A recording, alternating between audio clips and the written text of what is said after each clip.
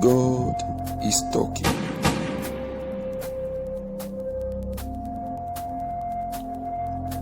God is talking. He sent His only beloved Son. For those who believe in Him shall never die. Even though they die, they shall live. God is talking. God is talking.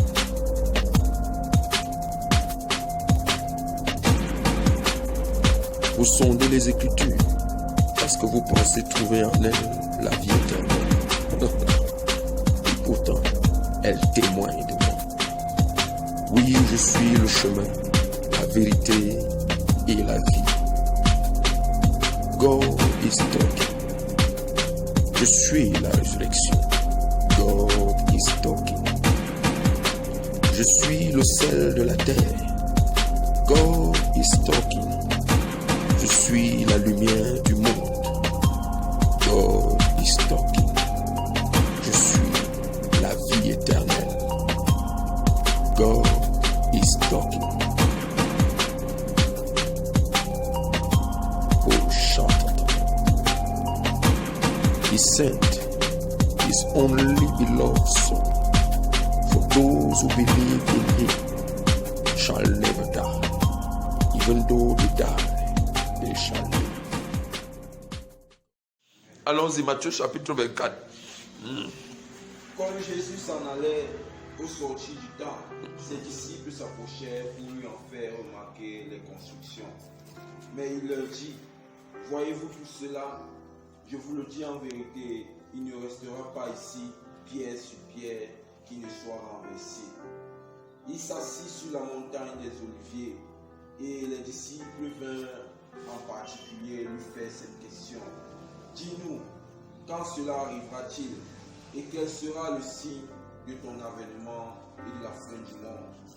Jésus leur répondit, prenez garde que personne ne vous séduise, car plusieurs viendront sous mon nom, disant c'est moi qui suis le Christ, et ils séduiront beaucoup de gens.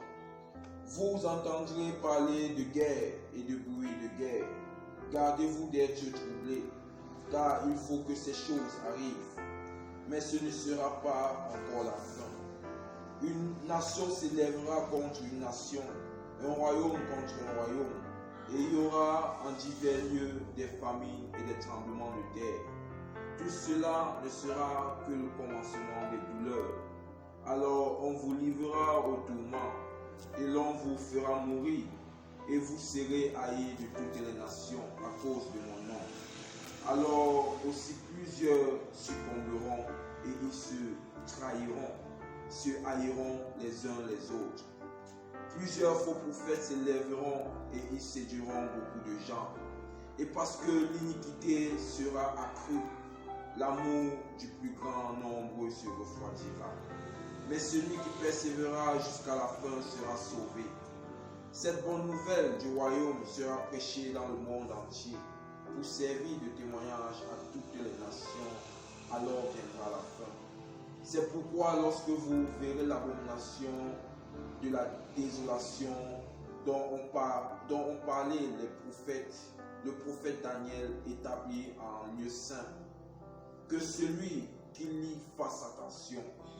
Alors que ceux qui seront en Judée fuient dans les montagnes, que celui qui sera sur le toit ne descende pas pour prendre ce qui est dans sa maison, et que celui qui sera dans les champs ne retourne pas en arrière pour prendre son manteau.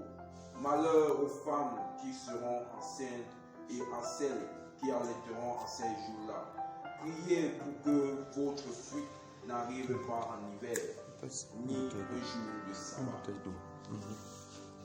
Car alors la détresse sera si grande qu'il n'y en aura point eu de pareil depuis le commencement du monde jusqu'à présent, et qu'il n'y en aura jamais.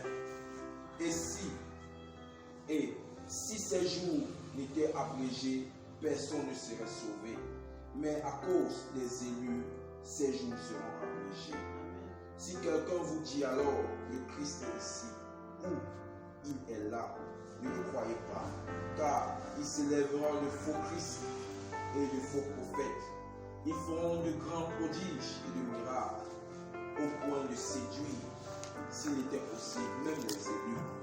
Voici, je vous l'ai dit, je vous l'ai annoncé d'avance. Si donc on vous dit, voici, il est dans le désert, n'y allez pas. Voici, il est dans les champs, ne le croyez pas. Car comme l'éclair part de l'Orient et se montre jusqu'en Occident, ainsi sera l'avènement du Fils de l'homme.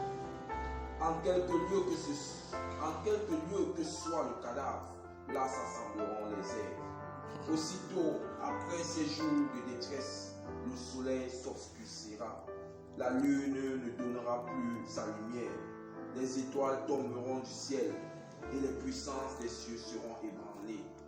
Alors le signe du Fils de l'homme paraîtra dans le ciel. Toutes les tribus de la terre se lamenteront et elles verront le Fils de l'homme venant sur les nuées du ciel avec puissance et une grande gloire.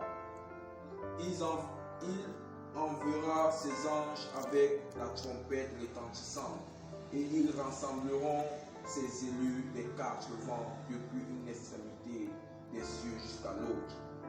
Instruisez-vous par une comparaison tirée du figuier. Dès que ses branches deviennent tendres et que les feuilles poussent, vous connaissez que l'été est proche.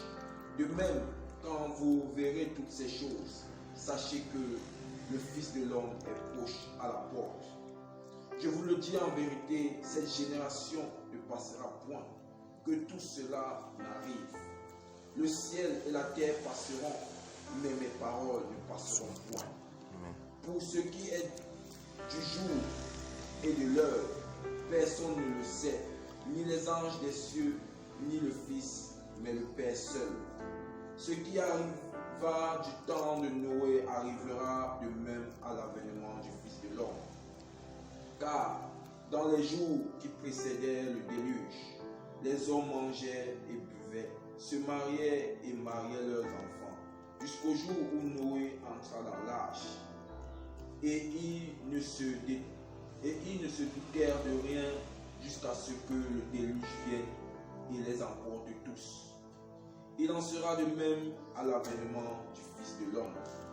Alors, de deux hommes qui seront dans un champ, l'un sera pris et l'autre laissé. De deux femmes qui monteront à la meule, l'une sera prise et l'autre laissée. Veillez donc, puisque vous ne savez pas quel jour votre Seigneur viendra. Sachez-le bien, si le maître de la maison savait à quelle veille de la nuit le voleur doit venir, il veillerait et ne laisserait pas percer sa maison. C'est pourquoi vous aussi, tenez-vous prêts, car le Fils de l'homme viendra à l'heure où vous n'y penserez pas.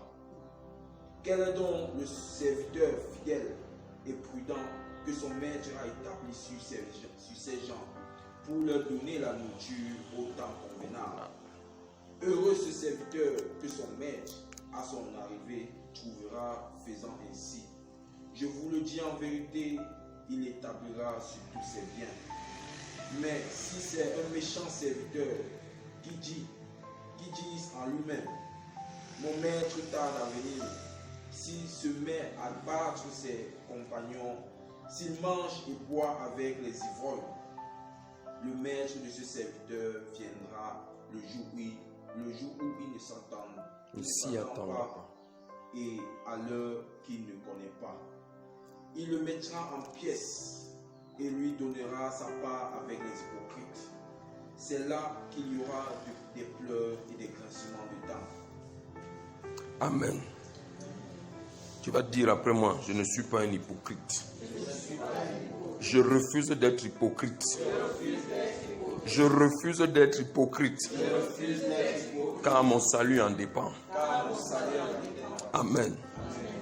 Il dit,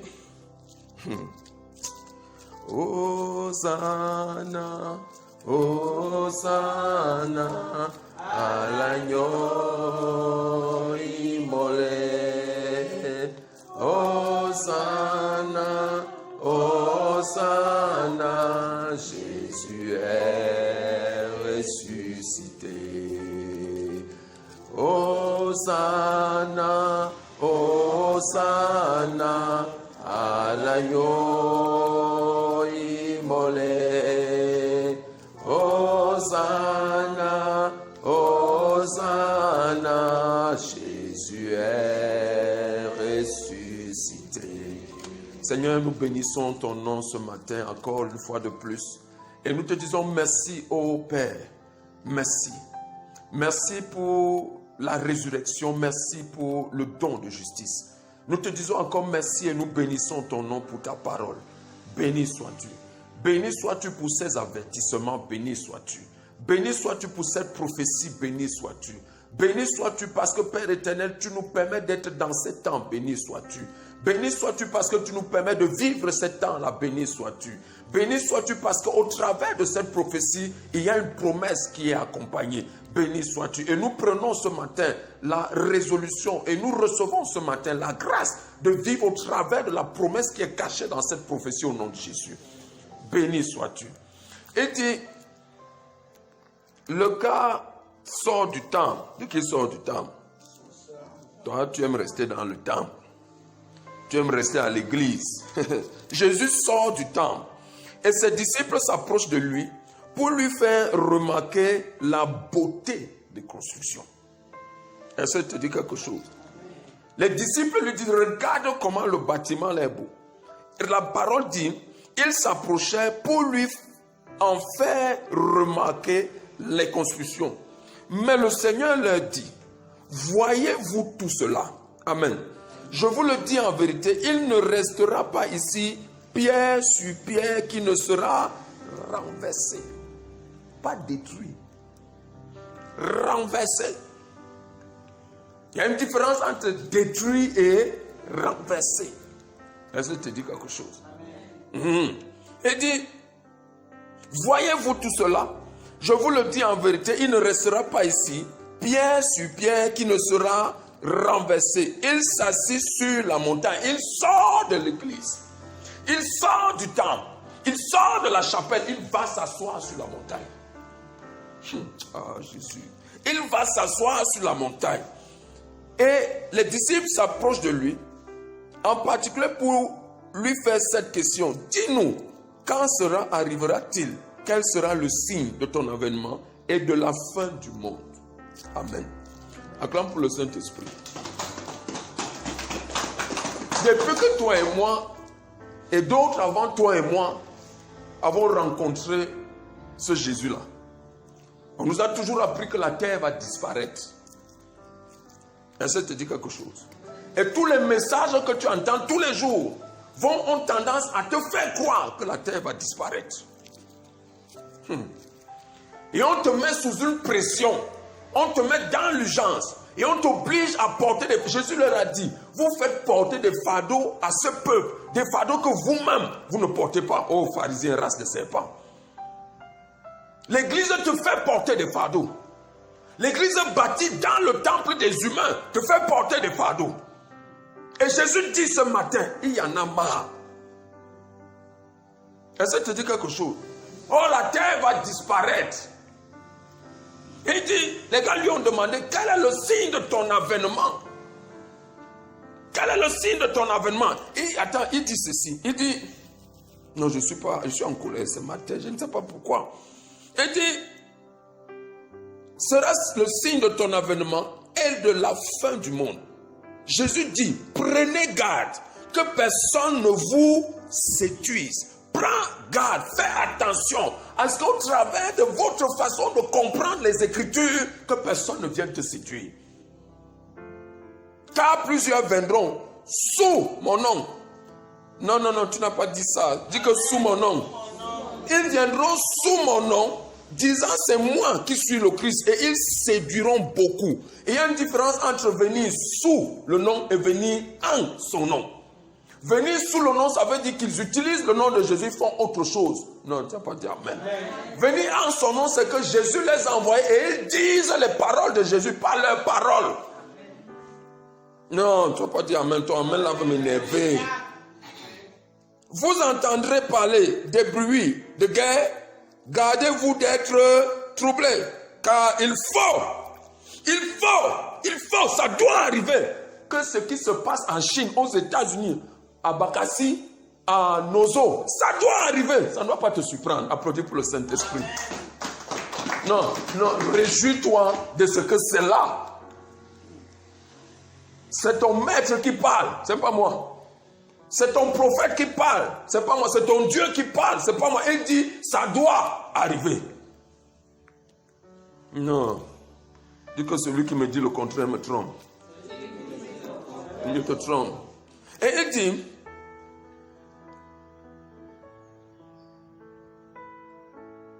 quand cela arrivera-t-il? Et quel sera le signe de ton avènement et de la fin du monde?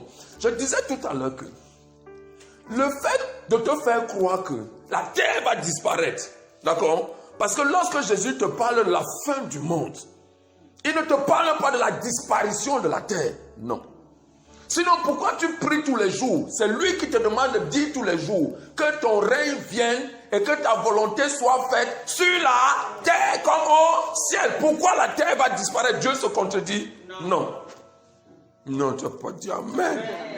Et ce qui doit disparaître va disparaître de ta vie. Amen. Il dit, est-ce que ce sera la fin du monde? Regarde ça.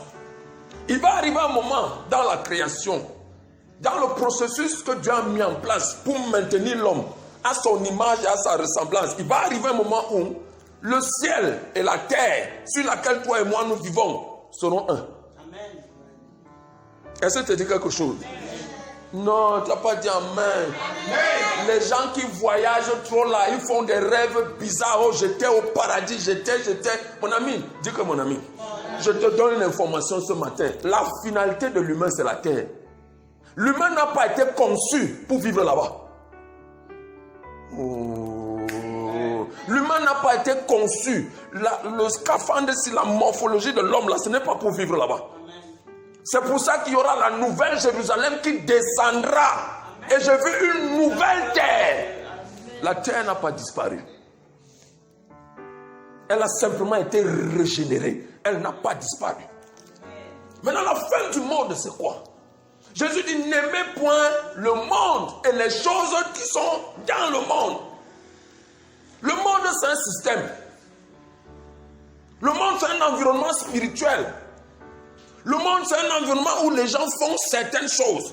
Et voici, elle est tombée, la Babylone. C'est ça le monde. Et lorsque Jésus viendra, ce sera la fin du règne de Lucifer. Amen. Est-ce que ça te dit quelque chose? Amen. Et il dit, faites très attention. Cette terre ne va jamais disparaître. C'est le monde qui va disparaître. Amen. Le monde et sa puissance va disparaître. Cette terre ne disparaîtra pas. Parce qu'avec l'avènement de Jésus, nous parlons du jugement. Et lorsque le jugement est là, nous savons tous où Satan va finir, dans le lac de feu. Et lorsqu'il ne sera plus là, contrôlant cette terre-ci, d'accord, ce sera notre terre. Amen. Oh non, tu n'as pas dit amen. Amen. Il y a des gens qui disent que le paradis terrestre, c'est vrai. Mais ils nous y conduisent de manière tordue. Est-ce que tu dis quelque chose? Et il dit, faites très attention. À cause de cette vision des choses, il y a des gens qui vont arriver et vont te faire croire certaines choses. Et ils vont...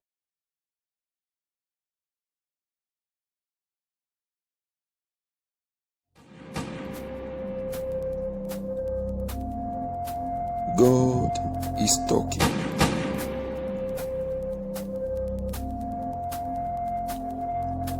God is talking. He sent His only beloved Son. For those who believe in Him shall never die. Even though they die, they shall live. God is talking.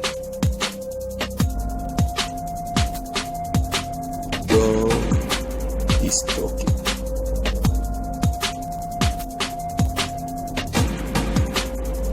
Vous sondez les Écritures parce que vous pensez trouver en elles la vie éternelle. Et pourtant, elles témoignent de moi.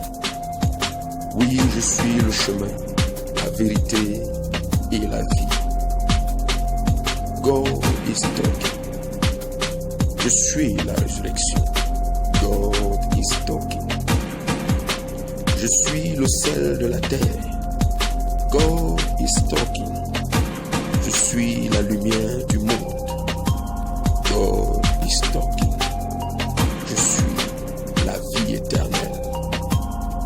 God is talking. Oh, shut. He sent His only beloved Son.